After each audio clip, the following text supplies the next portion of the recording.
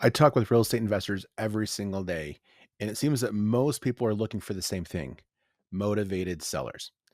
Now, historically, the gurus would teach us that motivated sellers meant that you had to do some sort of marketing, and you had to pull lists, and you had to do cold call, and you had to skip trace, and you had to do all the things, right? Well, motivated sellers just means that somebody actually has a reason to sell their house, right? And when I look back over my last 20 years of experience, I've done a little bit of both. And what I know about motivated sellers is that they come in all forms and all fashions. And I thought about it one day and I'm like, well, who's more motivated to sell their house than somebody who puts it on the market? Somebody who actually lists it with an agent on the MLS, and they've written out a big description and there's photos and you actually have a price. Who's more motivated than that? Is somebody in foreclosure motivated? Potentially, but there's a reason their mortgage didn't get paid, right? I mean, they were not motivated to make that mortgage payment, or there was some circumstance that caused that not to happen. And people in distressed situations are historically known for kind of sticking their head in the sand. And so it can be really challenging to work with people who haven't decided to sell their house, right? There's a lot of money that goes into it.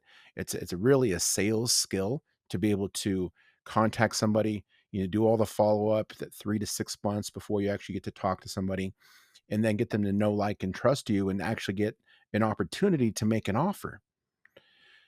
So doing on market deals is a really good strategy.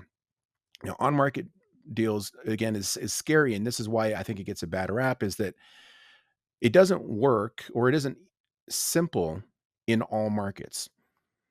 I always tell people the easiest way to find a good deal, a good discounted deal that would make sense for like a fix and flip or a wholesale deal or even a rental, is to find that unrenovated house that's down the street from a home that was fixed and flipped and sold recently. So you can actually leverage the data inside of Privy to find those markets where an on market strategy is more viable.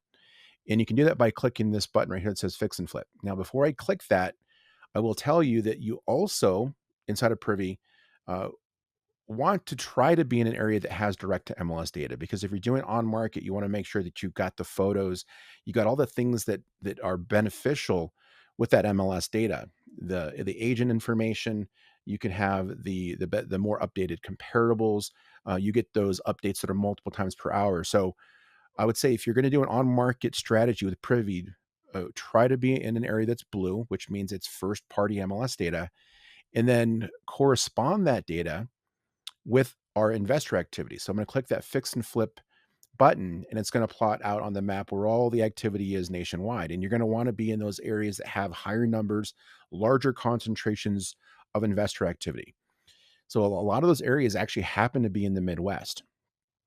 And so if I were to drill down into a market, say like Indianapolis, which has direct to MLS data and has moderate to high investor activity, then I'm starting to put together all the ingredients I have to really make this strategy work. So this is really important, because if you just choose a market based off of convenience, like where you live or where you work or where you grew up, and you choose an area that has low investor activity, it's going to be really hard for you to execute an MLS strategy, buying stuff from the MLS, because to make your margins work, you're going to have to submit lower offers, because the ARV, or the after repair values, are driven by houses that aren't flipped. If you're in an area where people are flipping, that pulls the market values up in those areas, in those markets, and you can actually submit asking price on an on market deal and still get them at 50, 40, 60% of the ARV, depending upon the area. So if we drill down in the Indianapolis market here, and we let this investor activity plot out, and then we see right here, there's a lot here. This is where you'd be wanting to look for those on market deals. Now, I will tell you that an off market strategy works exceptionally well in this area too, is because the comparables are here, right? All the ingredients we need to assemble a deal are present.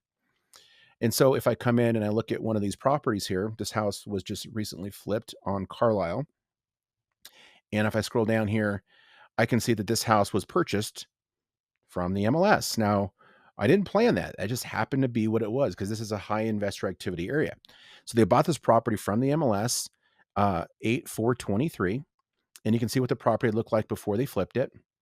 And over here, you can see that this is the after product. So they come in at new paint, looks like new flooring. Down here, you can see they bought it at 53% of the ARV. Really interesting, right? Because a lot of people think you can't find good deals on the MLS. And that has been something that's been perpetuated for years and years and years by the gurus, but you can find good deals on the MLS. Now, this a property this low would have been difficult to find in an area where it's rural or where there's low investor activity in like the northern states, North Dakota, South Dakota, Wyoming, Nebraska. They're harder to find. But this is a perfect example of a property that an investor purchased. They didn't have to spend any money on marketing. They didn't have to cold call. They didn't have to be a salesperson. They didn't have to send out mailers.